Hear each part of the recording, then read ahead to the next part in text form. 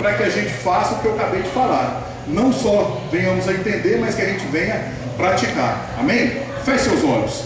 Senhor Deus, continuando na tua palavra, nós falamos contigo agora, Pai, para que o Senhor venha abrir o nosso coração, o nosso entendimento, os nossos ouvidos, para que a gente possa compreender da tua palavra e que a gente venha mudar a perspectiva daquilo que nós temos esperado de nós e que nós venhamos esperar do Senhor, e que o Senhor seja nosso porto seguro, a nossa verdade, a nossa certeza, que o Senhor seja o Deus, a nossa âncora, que o Senhor seja sempre, ó Pai, o nosso norte, e que nós venhamos mudar totalmente, ó Pai, aquilo que a gente acha como verdade, mudar o que a gente acha por certeza, porque só ela que pode nos salvar de todo pecado. Obrigado por estarmos aqui com a liberdade do Senhor. Obrigado, em nome de Jesus.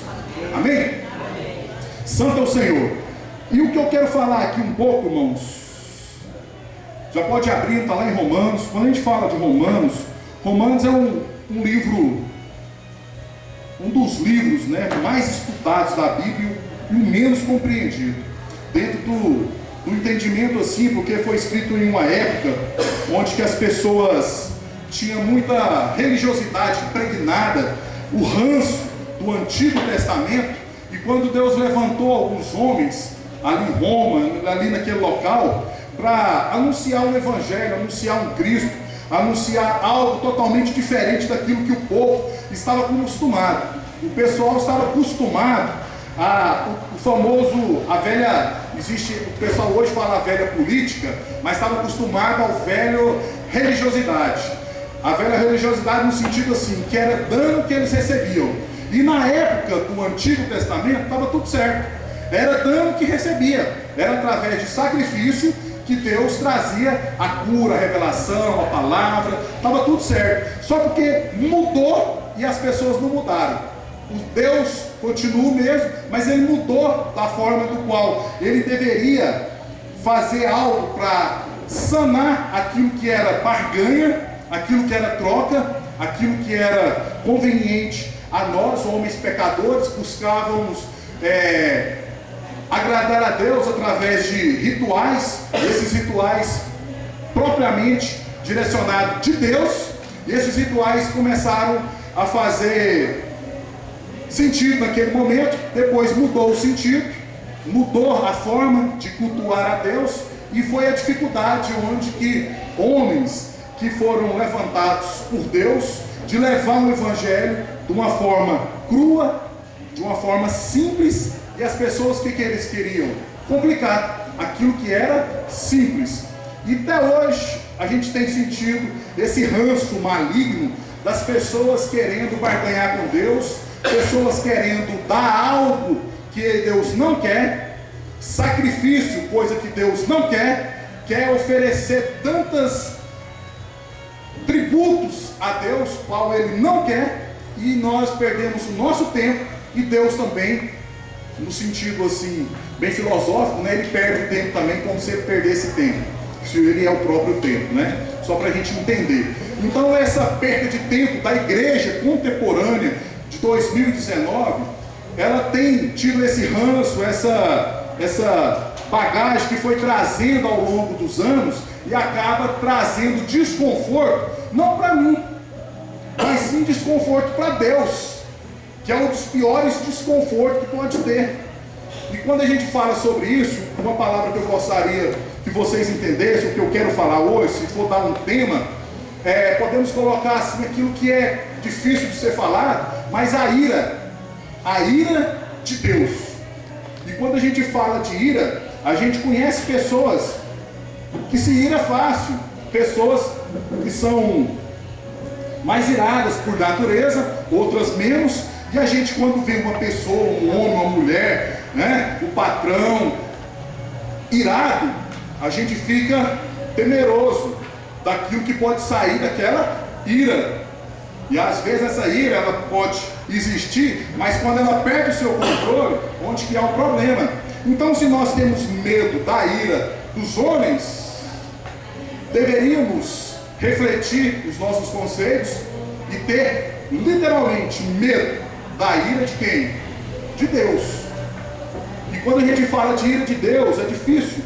E com certeza, hoje deve estar acontecendo mais ou menos alguns milhões de cultos em torno desse planeta chamado Terra, nesse domingo, nesse exato momento. E graças a Deus que está acontecendo cultos em várias igrejas cristãs. E eu acredito que 1% talvez esteja falando nesse assunto. Porque é um assunto que não agrada, que não traz aquela motivação. Você sai daqui com aquela inspiração, você sai daqui com aquele negócio, aquele semblante gostoso, pisando nas nuvens, como se estivesse voando e flutuando. Que de uma forma até errônea, muitas igrejas começou a trocar a palavra de Deus por automotivação, te motivando a você ser cada vez melhor, a você ser cada dia isso e aquilo, e coisas baseadas muito rasamente na palavra de Deus, e fora do contexto a pretexto. Nós temos que entender que a Bíblia ela é feita de Gênesis e Apocalipse, e eu tenho que vivê-la do princípio ao fim, de acordo com aquilo que nós fomos criados. Se fomos criados em imagem e semelhança, é nele que tem que ser o nosso reflexo. Nós às vezes baseamos os nossos conceitos de bom e de ruim naquilo que é os nossos preceitos, ou seja, aquilo que é a nossa vivência do cotidiano, da nossa cultura, da nossa vida, às vezes acadêmica, às vezes religiosa, às vezes educacional, que você teve através do seu pai ou sua mãe. Eu sou assim e vivo assim. E é lá no princípio da minha palavra. Nós não estamos vivendo dentro do entendimento de mudar conduta de vida, mas sim uma mentalidade transformadora, que é essa mentalidade que vai te levar a um caminho da verdade, da luz. Quando eu tento mudar comportamentos, por mais que eu fale para você que está errado, sempre você vai me justificar falando que está o quê? Certo. A gente vai entrar até no confronto, onde que a gente vai gerar até em nós o quê? A ira. E essa ira pode gerar o quê? O desconforto. E esse desconforto, o afastamento. E é isso que o diabo, o capeta, Satanás, Lúcifer, etc., quer. E nós, como igreja, nós temos que entender o desafio de que nós fomos chamados totalmente diferente, o oposto. Vai lá. Romanos, capítulo 1.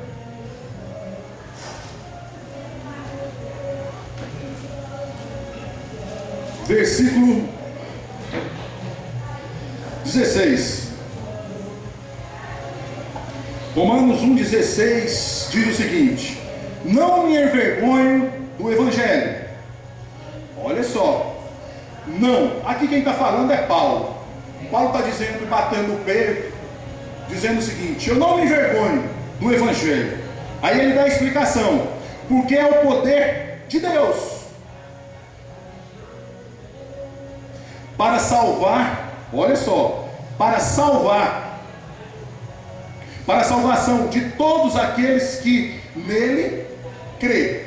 Então Paulo está trazendo aqui uma afirmação. Aqui não há o que eu acho, dúvidas, filosofia. Ele está fazendo uma afirmação. Eu não me envergonho do Evangelho. Por que eu não me envergonho? Porque é o poder. É o poder de Deus. Quando a gente fala no poder, normalmente a gente tem aquele entendimento como se fosse um super-herói. O Hulk, que ele é uma pessoa, quando fica irado, ele fica forte e consegue todas as coisas. Ou qualquer outro super-herói que vem em sua mente. Então aquele super-herói ele tem um poder. Esse é um tipo de poder. Mas o poder de Deus é aquele que pode fazer o que ele quer. O poder. Eu posso aqui ficar de pé. Eu posso andar, eu posso ficar parado. Então eu posso fazer isso. Quem é deficiente, quem não tem essas habilidades, não pode.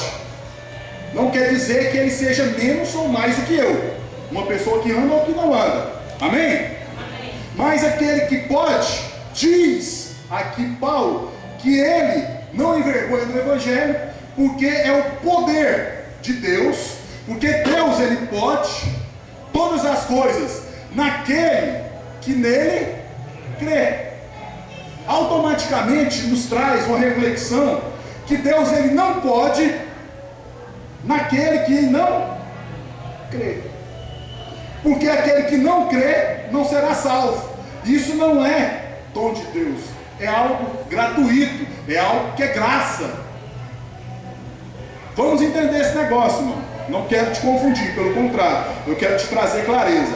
Vamos lá. Continuando lá, no versículo 17.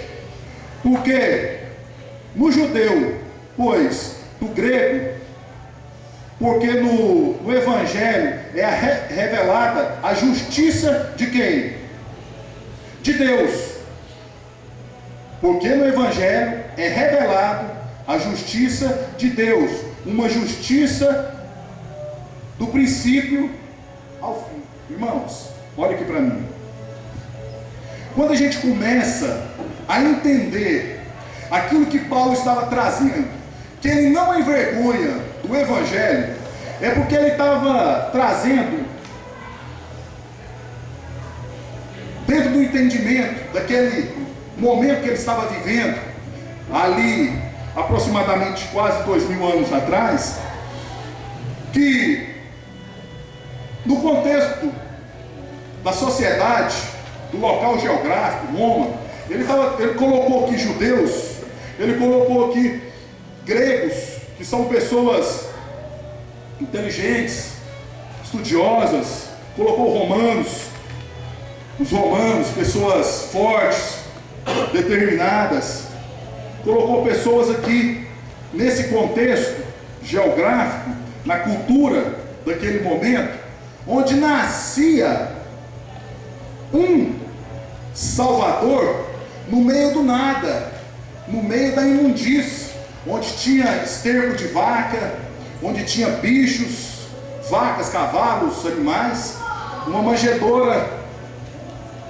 Só Deus sabe a higiene que estava naquele local. E aquela criança nascida ali, de uma família também pobre, sem uma cultura dentro desses princípios poderosos daquela época, então era difícil das pessoas entenderem que aquela criança iria se tornar um adulto, e aquele adulto, ele que salvaria a humanidade. Mas a compreensão daqueles que tinham a cultura, a riqueza, o poder, não conseguia entender, porque o próprio Evangelho, Paulo fala em outro momento, que o Evangelho é loucura, e é loucura sim, ele estava afirmando, é loucura, dizer que esse seria aquele tão esperado. E trazendo para os dias de hoje, essa justiça do qual Deus está tratando aqui na palavra de Romanos, através de Paulo, que é a justiça de Deus. Essa justiça, irmão, é aquela que não pende nem para um lado e nem para o outro. Quando a gente vê algumas reportagens de algumas situações complicadas que a sociedade vive, vai lá a reportagem perguntar assim: o que é que você espera agora? O que é a primeira palavra que sai da boca daquela pessoa, daquela família? Eu quero justiça. Nada mais e nada menos. Só porque, se você for perguntar, uma pessoa que passou por alguma situação, um assassinato de um ente querido, coisa parecida, e se perguntar: o que você quer? Justiça. Mas o que você quer? O que você entende como justiça? Eu queria que ele morresse em praça pública e, se possível, eu mesmo matando essa pessoa. Ou seja, a justiça que a pessoa tem nela não é justiça, porque foge da justiça, como se ela quisesse uma pena de morte. E essa pena de morte, ela não existe aqui dentro do nosso regime brasileiro. Então a justiça, ela tem um alcance, então não pode passar desse teto a justiça. Só porque aqui nós estamos lidando com a justiça de quem? Não dos homens, mas sim com a justiça de Deus. E essa justiça, ela que vai nos colocar no patamar aonde que eu me apresento. Qual lado dessa balança eu estou? Será que, de fato, eu estou buscando a minha justiça, a justiça com as próprias mãos, voltando lá para o Antigo Testamento, onde que eu quero fazer o famoso toma lá da cá. Quando a gente começa a ver o Evangelho sendo anunciado, quando a gente começa a anunciar o Evangelho para qualquer pessoa, se você entrar em qualquer estabelecimento, seja uma igreja, seja um bar, seja um prostíbulo, seja qualquer lugar, se eu começar a falar de Deus, essa pessoa vai ter até reverência sobre Deus, e talvez vai entender Deus até melhor do que você que está falando dele.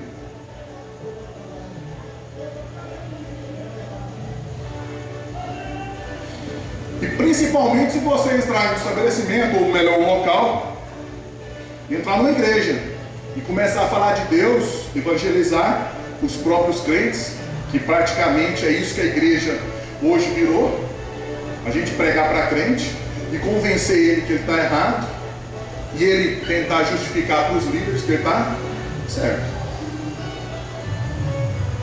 Então a justiça dele é sempre a justiça particular, partindo dos seus princípios. E esses princípios podem ser variados. Por isso que a justiça de Deus, ela não é mais para mim e menos para você. Ela é igual para todos. E quando Deus diz, através de Paulo, que ele não se envergonha do Evangelho, é porque ele prega um Evangelho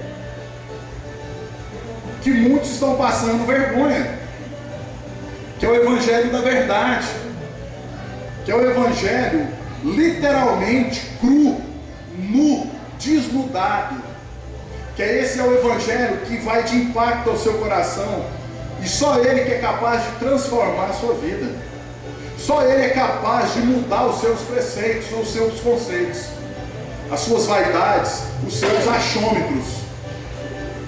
E nós, irmãos, temos que ter a maturidade de entender que nós estamos vivendo um momento do qual eu tenho que ter o compromisso de não me envergonhar do Evangelho,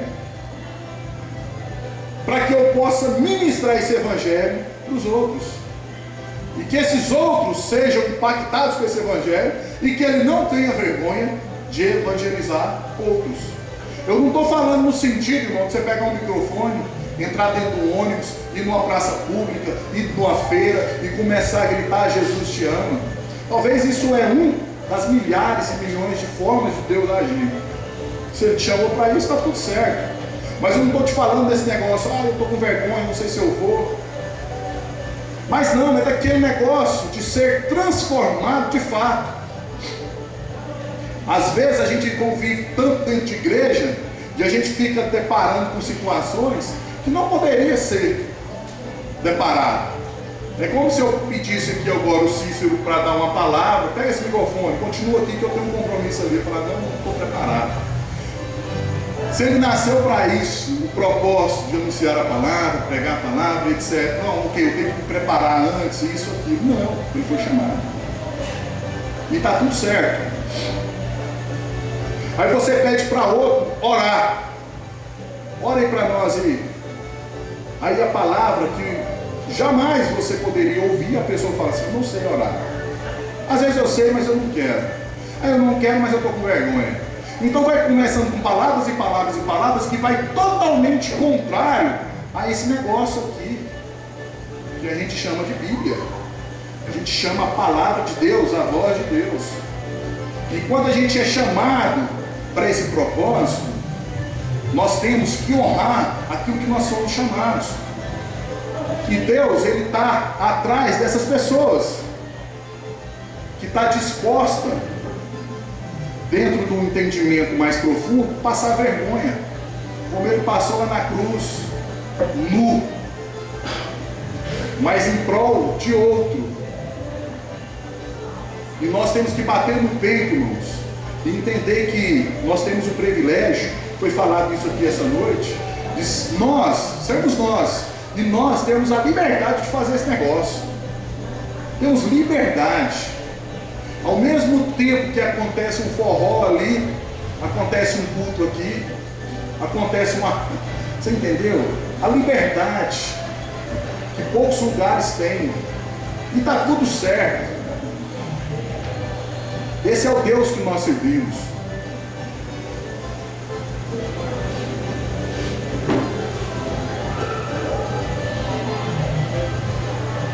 Vamos lá no versículo 18. Agora vem as coisas do qual eu estava comentando. Portanto, a ira de Deus é revelada dos céus contra toda impiedade e injustiça de quem? Dos homens que suprimem a verdade. Presta atenção. A ira de Deus, irmãos, a ira de Deus é revelada dos céus, do céu, não é que na terra, do céu, contra todos que estão em piedade, de todos que estão na injustiça. Aí a pessoa imagina o seguinte: esse é o grande problema, e é o que não é falado em muitas igrejas. Quando eu imagino que eu sou convertido, sou batizado, congrego, sou dizimista, sou isso e aquilo, mas eu não tenho compromisso com Deus, eu sei que eu não vivo aquilo que eu deveria viver, eu estou sendo o que com Deus? Injusto. Amém? E se eu estou sendo injusto, o que irá cair sobre mim? É difícil falar essa palavra, né? Mas a ira de Deus é uma coisa que é automática. E nós começamos a orar, começamos a jejuar, começamos a fazer algumas mandingas, começamos a fazer, sei lá o que é, não é? E pensando que eu estou em Deus. Você está em Deus, mas da ira dele. E as coisas não irão funcionar. Não irão funcionar. Se as coisas estão ruins, quanto mais ora, mais assombração irá aparecer. Dentro do sentido que você está vivendo a ira de Deus.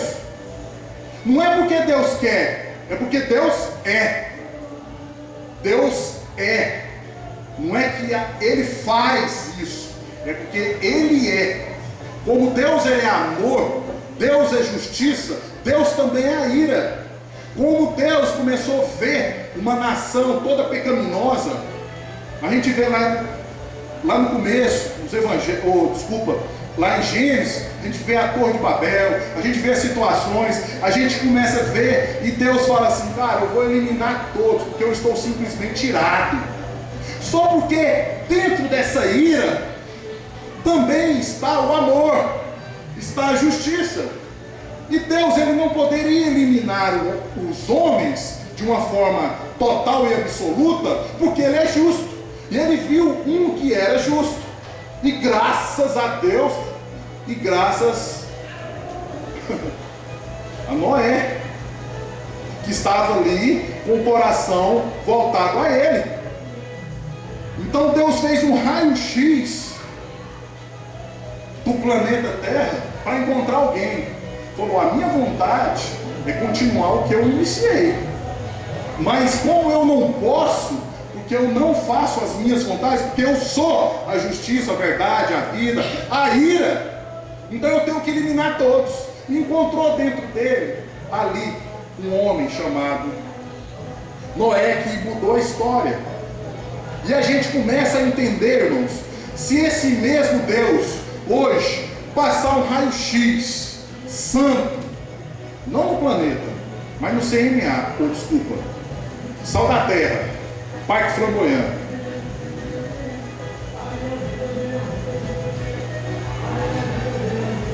essa pergunta a gente tem que fazer: o que ele vai identificar em mim?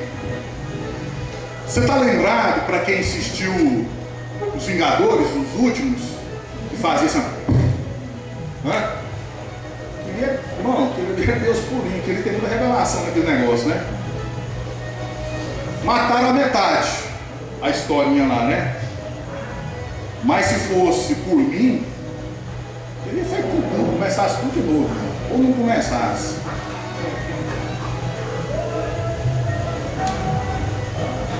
Porque tamanha a ira de Deus. E a gente tem que entender esse negócio. E irmãos, há uma forma assim tremenda de Deus. Porque quando a gente começa a entender sobre aquilo que nós temos como direito em Deus, nós temos vários direitos em Deus. Amém? Só porque eu tenho que entender que Deus também tem direitos. Você já pensou isso alguma vez? Que Deus também tem direito? E um dos direitos que Ele tem é de ser louvado, de ser glorificado, de ser exaltado. Ele tem o direito, é direito dele. A gente está vivendo nos dias contemporâneos, nos dias atuais, de direitos humanos, direitos isso, direito aquilo, coisa,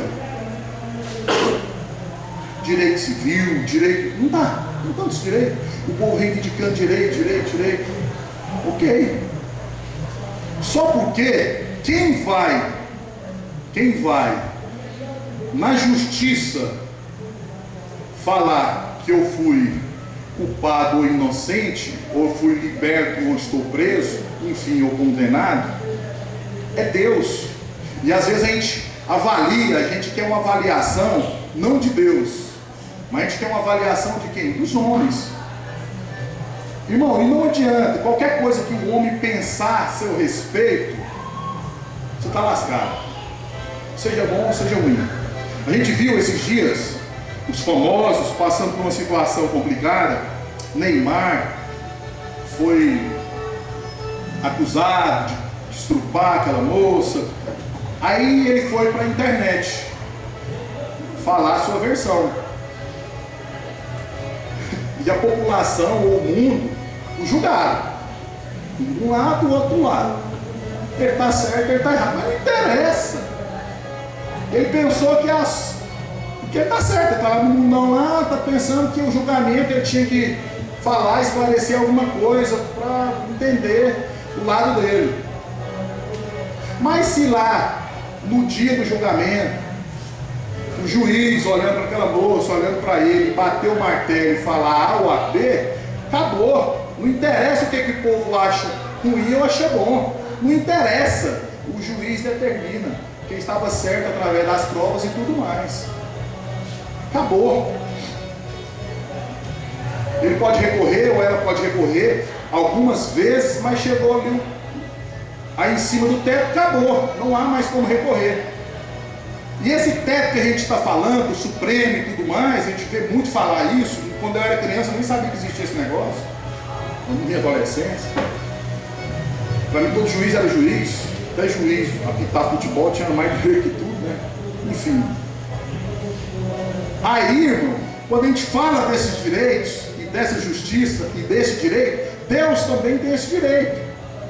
De ser louvado, glorificado, exaltado, né? Louvado. E quando ele tem esse direito, e esse direito não é dado a ele, ele está o quê? Injustiçado. E quem pratica essa injustiça com ele? Nós. Vamos colocar na primeira pessoa, eu. Então você é o responsável da ira de Deus. Ou não. Esse que é o bom da história. Ou não.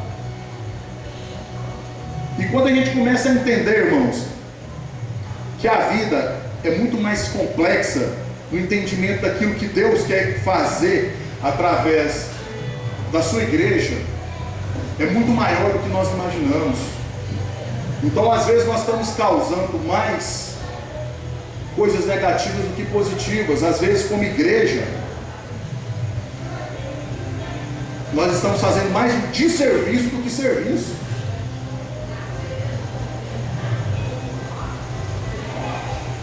Nós estávamos reunidos ali com os pastores, e um dos pastores falou o seguinte, falou assim, hoje tem perdido muitas coisas, uma dessas coisas é honrar quem deve ser honrado. Perdeu esse negócio de honrar. E quando a gente fala de igreja, é honrar os seus líderes. Essa honra não é porque é simplesmente paparicar, mas simplesmente porque é divino, porque é de Deus, porque é bíblico. Honrar.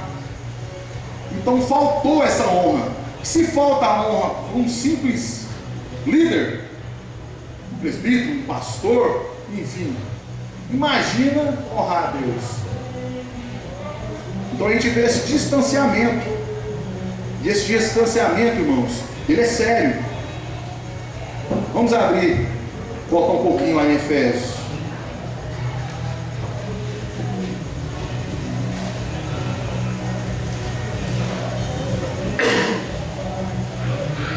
Livro de Efésios,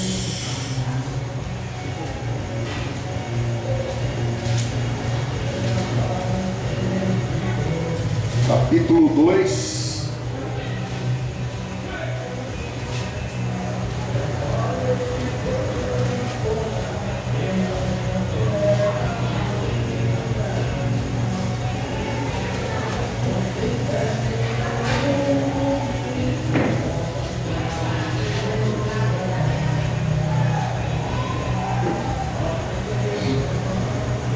Versículo 2, versículo 3.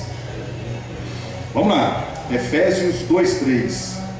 Anteriormente, olha só, anteriormente, todos nós estávamos vivendo, ou melhor, também vivíamos entre eles, satisfazendo a vontade da nossa carne, segundo os seus desejos e pensamentos,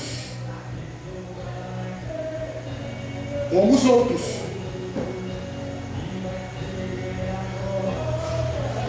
Anteriormente, olha aqui, anteriormente, aqui está falando daqueles que agora assim, nasceu um novo entendimento, uma nova luz, um novo conceito daquilo que é de fato Deus, daquilo que eu tenho que viver em Deus.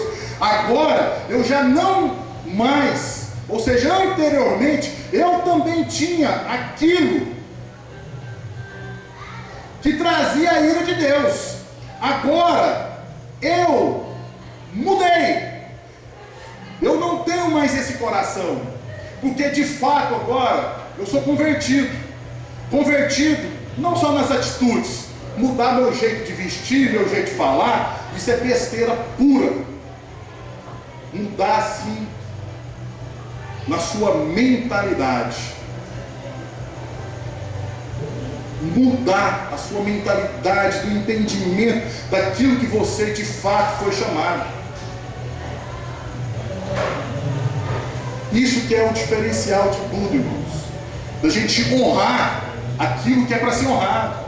Para a gente ser justo com aquilo que é justo, para a gente irar naquilo que é para ser irado, irar contra o pecado, irar contra a maldade, a ignorância. E nós temos, irmãos, esse entendimento, que nós mudamos completamente. Abre lá em Mateus, para a gente finalizar. Olha que texto bacana, né? Mateus capítulo 3.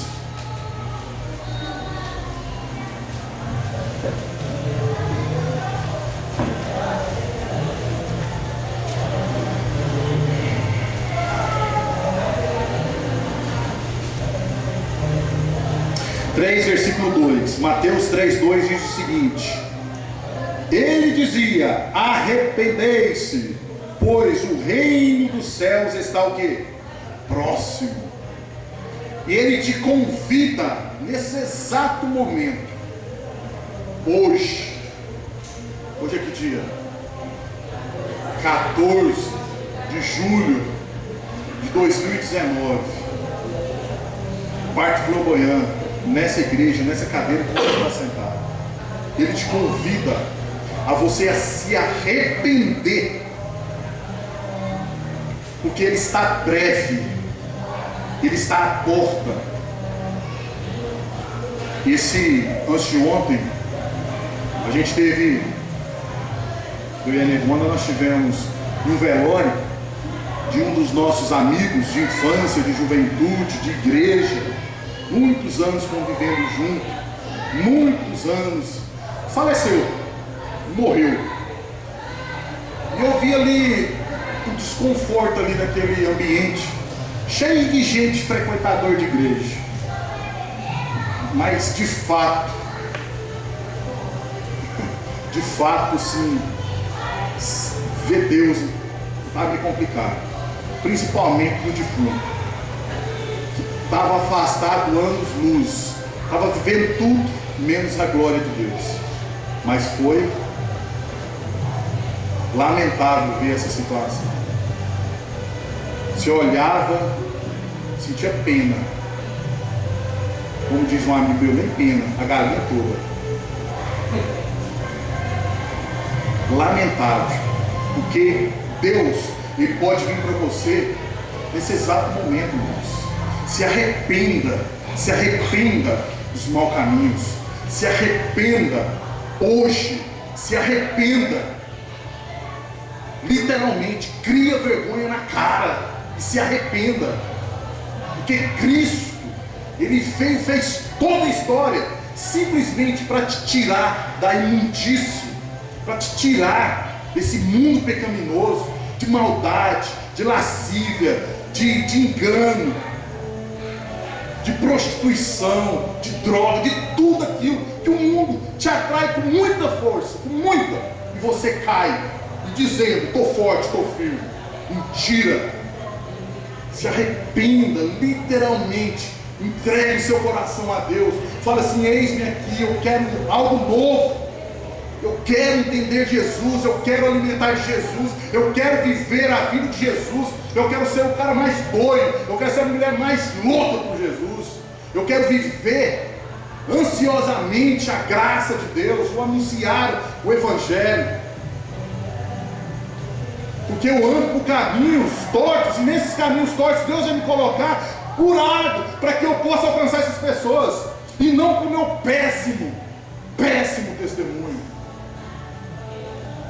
Nós temos que ter, irmãos, Cristo, com a essência da nossa vida, e abandonar todos os nossos achômetros, tudo aquilo que não procede de Deus, em nome de Jesus. Feche seus olhos. Pai, sabemos que não é fácil falar, e às vezes, ó Pai, como Paulo mesmo declarou a tua palavra, que ele não sente vergonha de anunciar o teu Evangelho. E nós sabemos, ó Pai, as palavras que Paulo usava para trazer o confronto, Senhor Jesus. Quando aqui diz, no versículo 18, que a verdade vem em primeiro lugar, muitas pessoas têm tentado matar essa verdade. E nesse mesmo livro de Romanos, capítulo 1, versículo 24, 25, a palavra declara que nós trocamos a verdade de Deus pelas imundícies, pela mentira do homem. E nós, ó Pai, em nome de Jesus, como igreja, nós não aceitamos, não queremos, não fazemos parte dessa imundícia, ó Pai, pecaminosa. Eu posso ver com os olhos da fé, ó Pai, pessoas se arrependendo genuinamente, ó Pai, ao teu Evangelho. Nós sendo uma igreja, ó Pai, uma igreja relevante nesse local, homens e mulheres totalmente voltados à tua glória, como nós pudemos, ó Pai, presenciar aqui no dia de ontem, muitas pessoas trabalhando no teu reino, em prol das crianças, dos jovens, anunciando o PF ali, ó Deus. O Senhor Jesus, que o Senhor honre, Senhor Jesus, aquelas mulheres, aqueles homens que estiveram ali. É disso que nós queremos, ó Pai, pessoas trabalhando na tua casa, trabalhando no teu reino. Sei, Senhor Jesus, que tantos outros poderiam ouvir todo tipo de outras palavras, mas se o Senhor sabe onde que o Senhor queria atingir, ó Pai, e que o Senhor sinta-se à vontade, e que nós não venhamos envergonhar do Evangelho, que a gente seja, Pai, aquilo que o Senhor quer que nós sejamos. Não canso de dizer isso. E que comece em mim, ó Pai, que o Senhor faça a tua vontade, que o Senhor quebre, Pai, tudo aquilo que não procede do Senhor. Leva-nos, ó Pai, à santidade. Leva-nos, ó Pai, como declara a tua palavra aqui em Mateus, convidando a gente ao arrependimento, porque os dias são próximos. Oh Pai, que a gente não venha presenciar, Pai, velórios como presenciei, Pai, de pessoas frias. Só o Senhor sabe para onde foi. Só o Senhor sabe, porque a dúvida está no nosso coração.